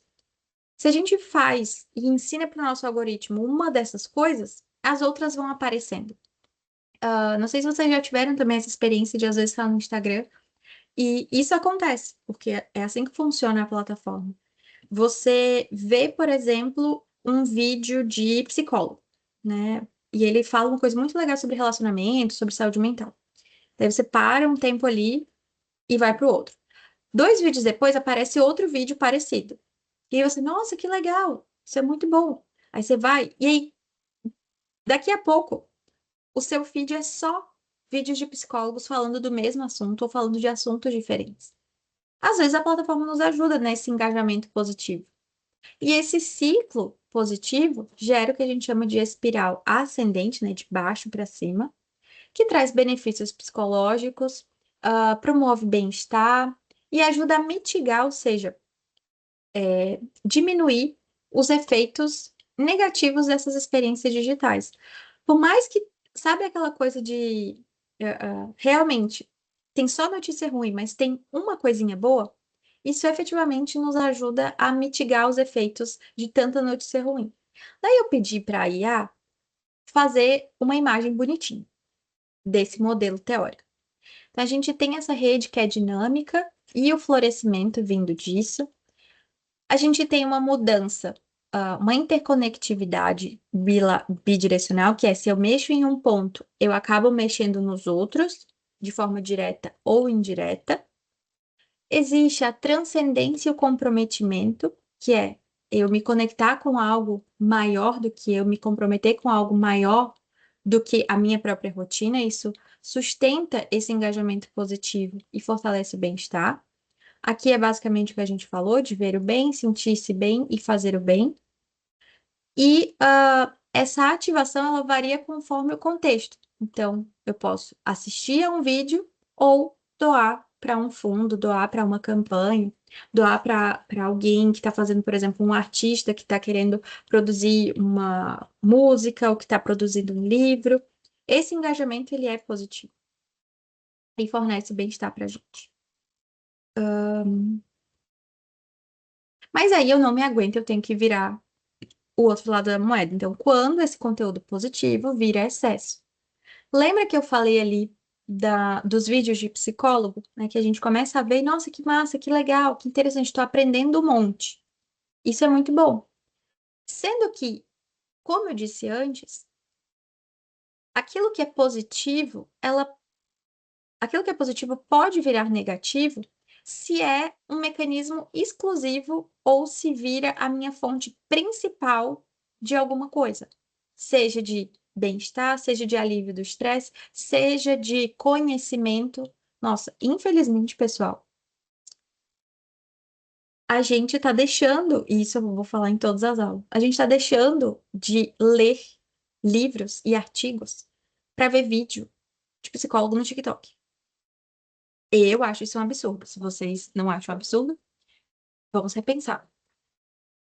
E o que acontece é que isso que é positivo de compartilhar informação, de psicoeducar, de aprender, porque vira excesso por conta da forma como a plataforma funciona, isso vira problemático.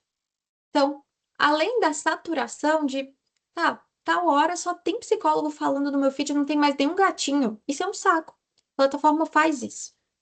Então, alguns sinais de alerta eu trouxe para a gente refletir, já estamos acabando a aula, mas alguns sinais de alerta para a gente entender quando um conteúdo positivo pode virar excesso e pode ser problemático. Ponto 1, distorção temporal. Quando você fica horas ali, seja no celular, seja no computador, e você perde o tempo. Ou você está ali e, meu Deus, a hora não passa. Não chega a hora de eu ir dormir. Não chega a hora de eu ter que sair para o trabalho. Não chega a hora do ônibus passar.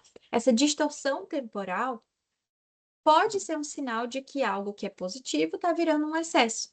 De tanto ficar em contato com aquilo, a saturação acontece. Um outro ponto é esse hábito de deslizar.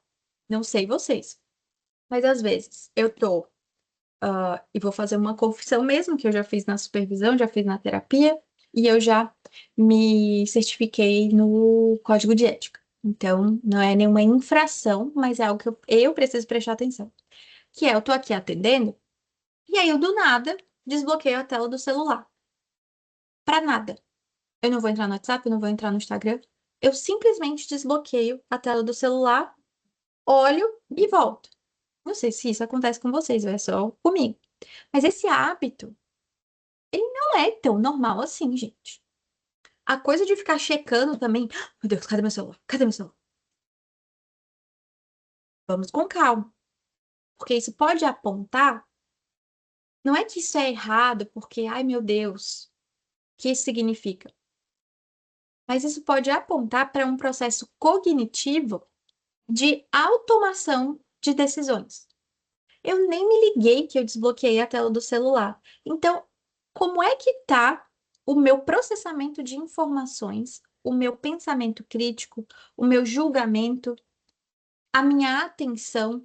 Então, esse hábito muito legal e aparentemente inocente de deslizar, de colocar a senha do celular e tipo olhar a tela e depois botar de lado, pode, não estou dizendo que é, mas pode ser um sinal de alerta da função que o aparelho está tendo na sua vida, ou a função que a sua interação com ele está tendo, que é justamente essa distração, esse julgamento rápido e intuitivo, sem muita crítica, sem muito processamento. Se eu tô com a atenção flutuante nesse nível de, nossa, nem sei por que que eu desliguei ou por que que eu desbloqueei a tela do meu celular, o que me garante que enquanto eu estou ouvindo o meu paciente, eu estou com uma atenção no nível legal de concentração? Eu já falei isso na aula de psicodiagnóstico, mas eu sou uma pessoa neurodivergente, eu tenho TDAH, e de fato a minha atenção é flutuante. E eu aprendi que quando eu faço isso, é um sinal de que eu estou dispersa. Então eu aprendi que, opa, isso aqui é um sinal para mim de direcionar a minha atenção, porque eu faço isso automático. Mas às vezes as pessoas não têm nenhum tipo de deficiência de atenção e acabam fazendo isso. Então, prestem atenção aí, né? Tenham isso como um sinal de alerta, de pensar, poxa, por que que eu tô fazendo isso? Por que que eu tô toda hora checando cadê meu celular? Por que que eu tô toda hora desbloqueando, ou abrindo o WhatsApp, ou abrindo aquela abinha ali de mensagens do Instagram? Ou por que que eu tô toda hora vendo quem visualizou os meus stories, mesmo que passou, sei lá, 2 minutos? Por quê? Tudo que é muito rápido, intuitivo, automático, se é feito com muita frequência, pode estar sinalizando algum processo de, enfim, de excesso ou de troca de função. Tentativas fracassadas de redução. Isso aqui, gente, é clássico em uso de substâncias. Pessoas que têm, de fato, um transtorno de uso de substâncias, que têm uma questão de vício, né, de dependência de alguma coisa, já parou, já tentou parar, já tentou reduzir, já tentou modificar o jeito. Mas essa tentativa ou durou pouco tempo ou foi fracassada. Se a gente, se os pacientes, se os amigos, se a família começa a falar assim, eu tenho que parar de usar o celular, pô, mas isso dura pouco ou isso não tem um efeito, eu não estou dizendo que é uma dependência, que é um transtorno, mas é um sinal importante de dificuldade no autocontrole, de automatização de um comportamento. Dificuldade extrema de concentração. Poxa, quando eu uso muito celular, depois eu vou tentar ler um livro, eu não consigo. Sim, porque o seu cérebro foi inundado de estímulos, toda a sua atenção e a sua energia cognitiva foi consumida pela tela. Obviamente, você não consegue se concentrar em uma nova coisa. E, por fim, dependência e ansiedade se fica longe do celular ou aqui era offline das redes sociais. Esse sintoma, digamos assim, esse sinal de alerta é o mais clássico, né? De, meu Deus, eu notei que eu não consegui ficar sem celular porque, sei lá, fui roubada ou porque eu viajei para o interior e não tem internet lá. Eu fiquei absolutamente ansiosa, não parava de pensar na internet, não parava de pensar nas redes sociais, não parava de pensar no celular. Isso aqui é um sinal claro. E muitas vezes as pessoas percebem o prejuízo por esse último sintoma aqui de eu não consigo ficar offline, não consigo ficar sem meu celular. Eu deixo de viajar para um lugar que eu sei que não vou ter internet, porque eu não consigo ficar sem. Sendo que todas essas outras coisas aqui também são sinal de alerta, e não só essa ansiedade extrema. Estamos terminando. Alguma dúvida até aqui, antes da gente finalizar? Não? Ok. Então, como é que a gente identifica esse efeito, né? Esses sinais de alerta? Como é que a gente identifica se aquilo que é muito positivo está ficando negativo? Algo saudável é quando a gente assiste vídeo, quando a gente se sente inspirado, quando a gente se informa, quando a gente vê meme e para. Eu paro, vou dormir, paro, vou trabalhar, paro, vou ler, vou estudar, vou passear com o cachorro, não levo celular, vou ficar com a minha família. Eu paro, eu consigo me distanciar daquilo. A coisa começa a parecer prejudicial quando, de novo, você fica horas na tela sem perceber, se sente cansado, tem dificuldade para se concentrar. Ou, no caso, que foi por isso que eu trouxe a coisa ali dos psicólogos, dos vídeos e tal. Ou quando você acha que porque viu muitos vídeos, você sabe de tudo sobre aquele tema que é muito complexo. Parece piada, mas isso acontece. Isso tem acontecido com cada vez mais frequência. A nossa formação de psicólogos, ela está sendo bastante facilitada por conta do acesso à informação. Hoje a gente acessa muitas coisas, a gente tem contato, às vezes, quase que direto com os autores, com os pesquisadores, com os grandes pensadores, assim, da psicologia pelas redes sociais. O que não dá, gente, é a gente compreender, conceber que a gente sabe de um tema porque a gente viu, sei lá, 15 vídeos. Se não somos nós profissionais que fazemos isso, na aula de ontem eu falei em psicodiagnóstico, de como aparece paciente chegando pra gente falando: eu tenho TDAH, porque eu vi muitos vídeos, me identifiquei e eu sei que eu tenho. Ou eu tenho autismo, porque eu vi muitos vídeos e eu sei que eu tenho. Ressalva. Às vezes os vídeos são informativos e educativos e levam a pessoa efetivamente a chegar num psicodiagnóstico, numa terapia, porque ela se identificou. Outra coisa é quando isso sobe para a cabeça, quando isso acaba gerando problemas no relacionamento e nessa questão de cooperação. Tipo, ok, você sabe bastante, mas você não sabe de tudo. E às vezes a internet sobe para a cabeça. A internet tem esse poder de deixar a gente, às vezes, num mundo de delírio. Infelizmente isso acontece, a gente precisa falar sobre isso. Que é, poxa, eu tenho muitos seguidores, por isso eu posso falar qualquer coisa que é certo, porque eu vi muitos vídeos. Não é bem assim. Então, se por um acaso você conviver com alguém que tem esse comportamento de, nossa, eu sei muito sobre algo da psicologia, assim, uma coisa bem específica sobre transtorno bipolar, porque eu vi muitos vídeos e agora eu sei muito, desconfie. Informação é importante, mas a qualidade da informação importa muito mais do que a quantidade de informação.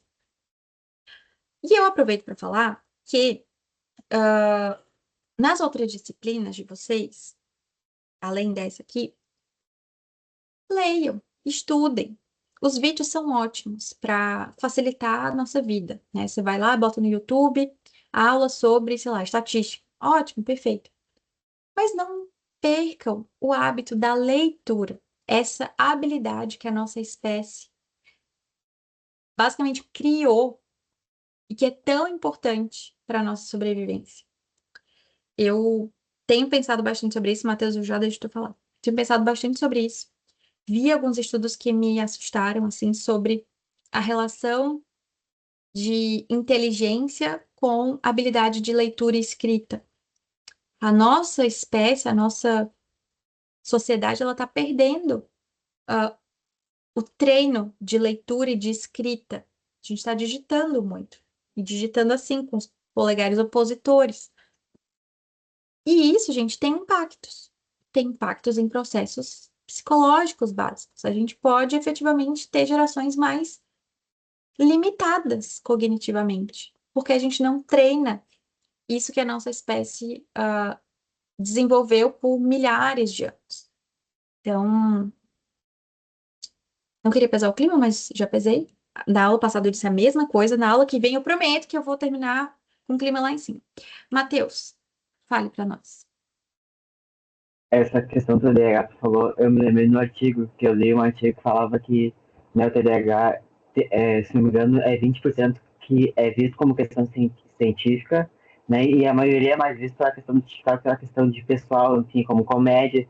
Então, essa questão das redes sociais, né, o reverso de forma negativa é muito visto por essa forma também, né, Uhum, enfim, né, como é que é isso? Eu me lembro que também aconteceu, né, teve uma redação da Enem, teve uma vez na Enem que teve uma redação sobre saúde mental, a qual que viralizou pela questão que fosse o comportamento foi visto no reality show, né, que foi em relação ao borderline, não sei se uhum, tu se lembra disso, então é muito uhum. pouco visto, né, essa questão científica. Sim. Uhum. É isso, a internet, ela coloca a gente acessando e em contato com muitas informações. Mas às vezes as informações não têm qualidade, né? E é uma pena mesmo que em relação a transtornos mentais, a grande maioria de produções e de conteúdo sobre não seja científico ou não seja promotor de mudanças e promotor de saúde mental. Alguém mais levantou a mão? Não sei se tem mais alguém, mas Oi, pode eu falar. Acho que levantei. foi você. Isso. Oi. Então, eu estava vendo aqui no slide 9, ele fala, né, sobre o estudo lá, né, que foi feito, né, para mensurar o lado positivo, né, e, né, eu tenho mais uma crítica curiosa, assim, né, enquanto observação do estudo em si, Uhum, ele traz como uma associação, né, o bem-estar social, saúde mental positiva e autopercepção de saúde, né? A grande questão é como é feita essa associação, uhum, porque do mesmo jeito que a gente diz, né, tipo assim, essas pessoas que acessam de forma mais ativa têm mais bem-estar, têm mais, né, autopercepção, a gente pode usar a associação de forma contrária. As pessoas que têm mais bem-estar, as pessoas que têm mais autopercepção, acessam a internet de forma ativa, né? Então, como a gente estabelece essa uhum. relação, sabendo, tipo, Tá. qual é a relação causal do bem-estar mesmo da tecnologia, ou se não é um Uhum. processo inverso? É porque a gente está falando uma questão social nisso, né? Sim, Tipo, perfeito, perfeito. Aqui traz um questionamento importante para a gente entender relação entre variáveis e predição de variáveis. Tem um slide aqui que eu falo de preditores. Quando a gente fala de preditores, a gente eu falo porque eu trabalho com pesquisa, os pesquisadores fazem um tipo de análise estatística que coloca uma variável explicando a outra ou tentando identificar o quanto daqui prediz isso. Isso é feito de forma estatística. Mas, de fato, quando os pesquisadores falam aqui de relação, eles não estão falando de predição. E aí é realmente difícil entender o que que vem antes e o que que vem depois. Nesse aqui, de preditor, os estudos que fizeram esse tipo de análise, eu posso entender o que que vem antes e o que vem depois. Então, por exemplo, nesse aqui lá, que é o grandão de 2 milhões de pessoas, o uso da internet predisse, né, serve como preditor de uma maior satisfação com a vida. Uma crítica importante desse estudo, que outros pesquisadores também apontaram, é que, olha, ok, prediz, mas não prediz muita coisa. Tanto que tem ali, acho que no slide, nesses primeiros aqui, que as pontuações elas foram ligeiramente mais altas. Elas não foram altas de uma forma muito relevante. Elas foram altas, mas não tanto.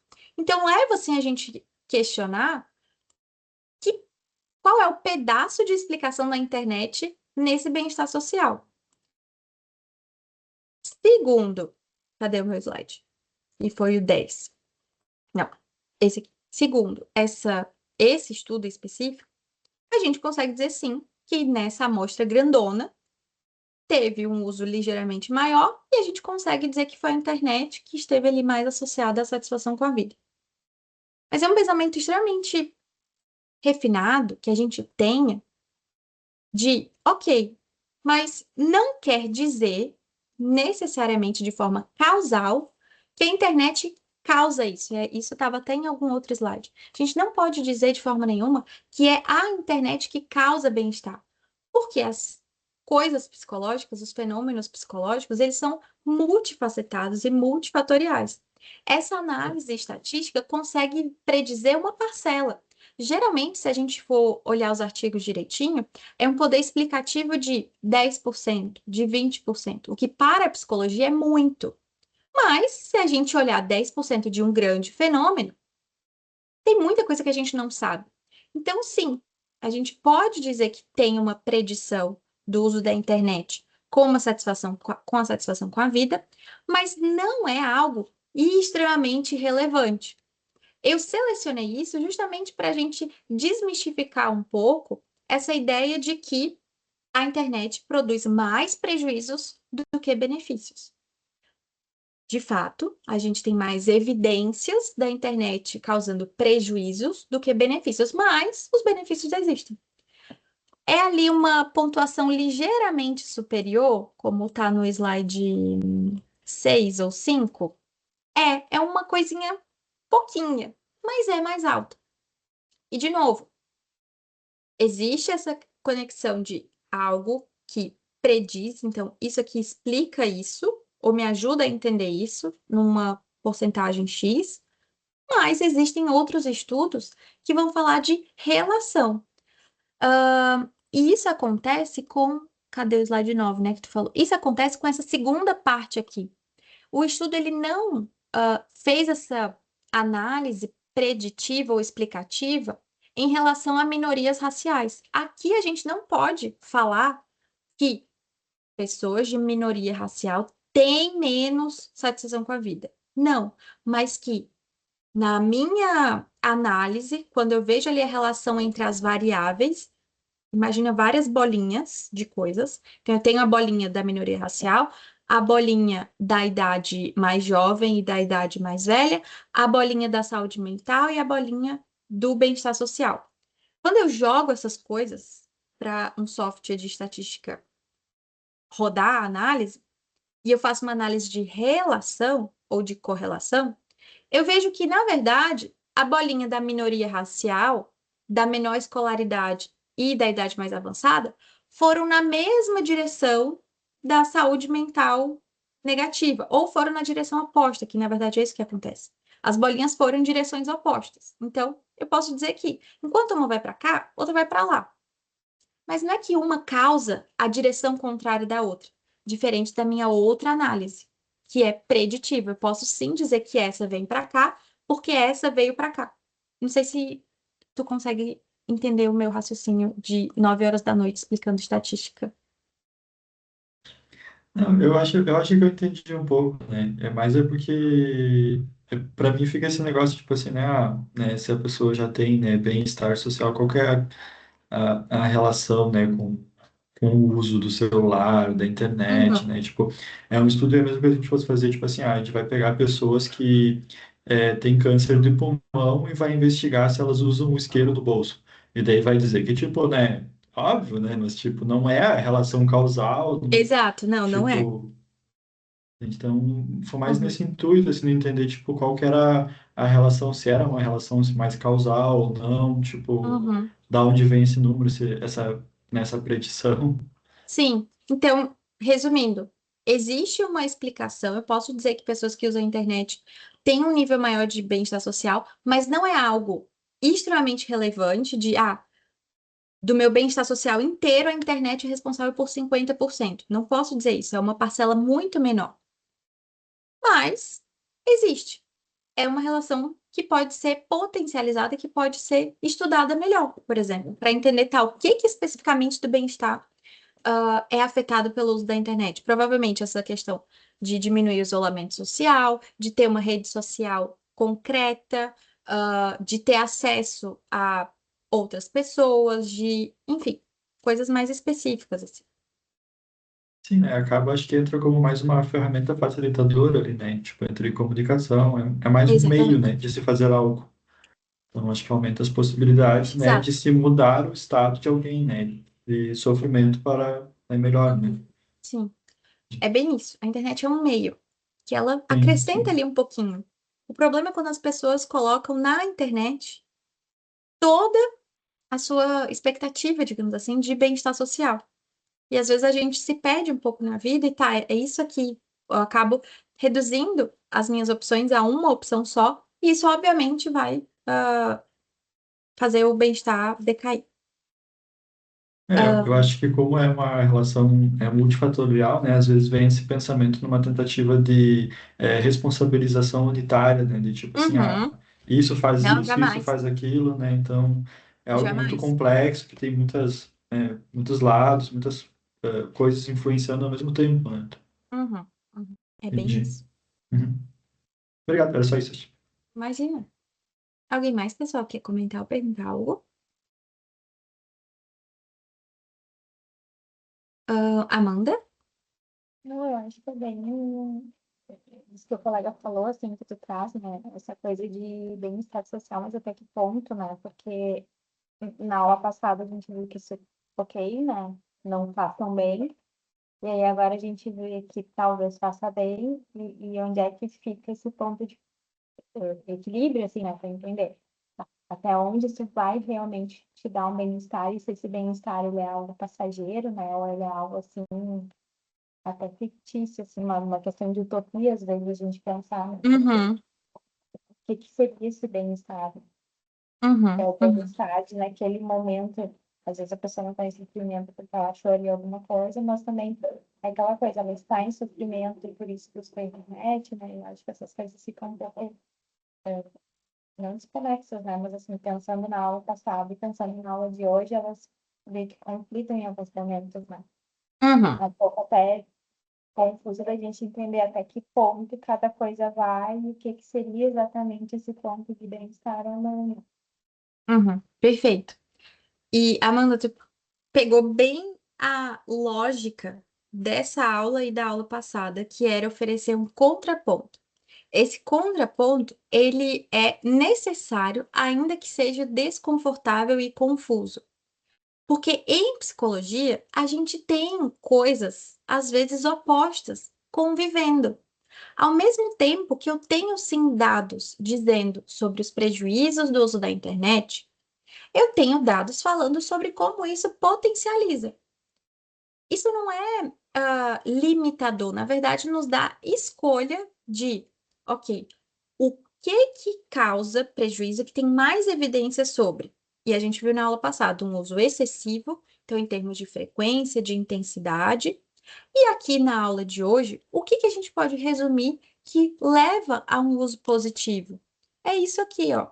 Esse modelo basicamente resume a nossa condução, né, ou a nossa decisão aí de como fazer um uso benéfico. Poxa, se eu estou tendo contato, e isso de novo, resguardando os critérios de tempo, de intensidade, de função, se eu tenho um uso que me faz me sentir bem, que me faz fazer o bem e ver coisas boas, eu estou tendo um engajamento saudável.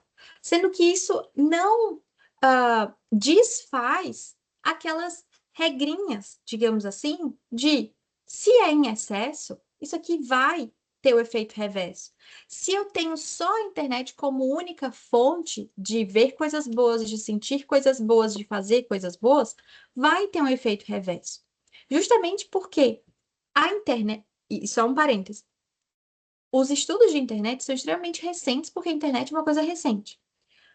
Eu não posso dizer para vocês que existe essa régua de é isso aqui que a gente faz para se dar bem e é isso aqui que a gente faz para se dar mal.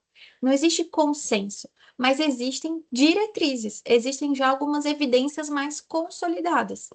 Esse modelo aqui de engajamento do bem é um modelo mais consolidado. Ao mesmo tempo que aquelas informações que eu trouxe na aula passada sobre o excesso são evidências consolidadas. Ainda assim, ainda tendo evidências, eu não tenho como falar que essa é a regra. Se todo mundo fizer isso aqui, vai dar certo. Porque o ser humano é múltiplo também. Essa é a grande riqueza e desgraça da psicologia. eu não consigo fazer a mesma coisa para todo mundo. Simplesmente não. Mas é muito legal que eu não consiga fazer tudo para todo mundo. Então, assim, lendo sobre internet, sobre tecnologia, a gente é levado a pensar nessa lógica de cartilha. O que eu tenho que fazer, então, para me prevenir? Sendo que a internet é uma parte da nossa vida. E isso serve para tudo em psicologia. Ontem a gente estava falando de diagnóstico. Não adianta nada eu ter uma sessão de diagnóstico super estruturada se meu paciente chega para fazer o teste com fome e com sono. Não vai funcionar. Mas quer dizer que essa mesma estrutura, esse mesmo cuidado que eu tive, não vai funcionar com ninguém? Não, porque as pessoas são diferentes, têm necessidades diferentes. Aqui eu trouxe coisas gerais. Poxa, o que a gente precisa estar atento, por exemplo, a quando a internet começa a ocupar um espaço que pode se tornar prejudicial na nossa vida. Quando a gente passa horas no celular, quando a gente não consegue se concentrar depois, quando a gente começa a ficar ansioso, são sinais, não são leis ou regras. A gente ainda não tem isso na psicologia. Na verdade, não tem isso para muita coisa na psicologia, não só com os da internet. Então, queria muito te dizer, esse é o ponto de corte. É até aqui que a gente vai. Mas não é bem assim, porque as pessoas têm rotinas, necessidades, jeitos, personalidade, enfim. Tem muitas coisas que predizem ou não esse engajamento ruim com a tecnologia de forma geral. Mas eu tenho aí algumas parcelas e tenho algumas coisas que eu posso estar. Isso aqui, por mais que não esteja me fazendo uma desgraça na vida, se eu ajustar, eu acho que eu vou melhorar a minha qualidade de vida. Se eu ajustar, eu posso ter um pouquinho mais de benefício. Não sei se fica claro meu raciocínio para ti. O fato é, as duas coisas existem, coexistem e andam juntinhas de mãos dadas, porque dores e desgraças de ser psicólogo. É isso. Mas é legal pensar, né? Porque às vezes a gente fica. É isso, a gente fica com alguma coisa fixa e, na verdade, foi bem que tu falou, o ser humano ele é diverso, né? Então, como é que a gente entende essa diversidade dentro desses Uhum, assuntos, assim, né? Porque, querendo ou não, a tecnologia, ela tá aí, ela vai cada vez aumentar, enfim. Mas como é que a gente realmente entende o ponto, né? Do uhum, bom e do ruim para sim. tudo, É né? re- Não só para o outro, mas para a gente mesmo, assim. uhum. E aí a gente precisa ir resguardando algumas bases comuns. Então, poxa, eu preciso de um repertório amplo de atividades. Eu preciso ter o meu trabalho, eu preciso ter a minha casa, o meu cachorro, as minhas relações, porque a gente consegue funcionar bem com áreas diversas da vida sendo ativadas. Quando uma coisa só está funcionando, quando a minha vida, por exemplo, é só o meu trabalho, aquela fonte vai esgotar. Se tudo da minha vida que é positivo vem da internet, essa fonte vai esgotar. Então, sim, a internet vai estar aí. O que a gente tem tentado fazer, que a gente precisa fazer enquanto ciência, né, psicológica, tá, como é que eu incluo isso? Como é que eu equilibro isso com outras coisas? E qual é o sinal que eu tenho de que isso aqui está tomando uma proporção maior na minha vida e pode sinalizar, de novo, não é causa, mas pode sinalizar um prejuízo futuro, pode gerar uma ansiedade maior, pode desencadear algum sintoma depressivo. Então, é, temos opções e vamos seguindo e testando as coisas. Daqui, talvez uns 20 anos a gente tenha essa regrinha, mas hoje a gente não tem. Não sei se mais alguém levantou a mão, pessoal.